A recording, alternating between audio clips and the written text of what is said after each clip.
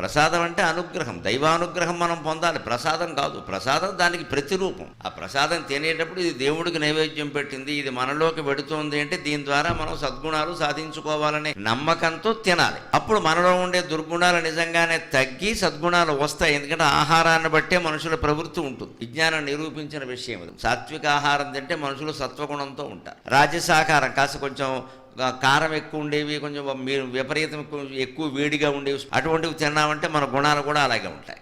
వాడితో పోటీ పడదామా, వీడి జుట్టు పీకేద్దామా, వాడి కాళ్ళు లాగేద్దామా, వాడిని పొడి చేద్దామా, ఇలాగే ఉంటాయి. ఇంకొన్ని ఆహారాలు ఉంటాయి బాగా తమో గుణం, అంటే విపరీతంగా తీపి, విపరీతంగా మత్తు కలిగించే మత్తు పదార్థాలు, మద్యం, ఇవి తమో గుణం. అంటే నిద్ర వచ్చేస్తుంది, మొత్తం మత్తు ఇంకా లేవడం. అంటే ఈ ఆహారాలను బట్టే గుణాలు ఉంటాయి. అందుకని మన నైవేద్యాలు వీటి వ్యవస్థ ఇలా ఉంటుంది. ఇది అర్థం చేసుకుంటే మనకి వినాయకుడు వైజ్ఞానికంగా అర్థం అవుతాడు. హిందూ దేవతలు వారి వాహనాలు, ఆయుధాలు, ఆభరణాలు సమస్తము వైజ్ఞానికమే.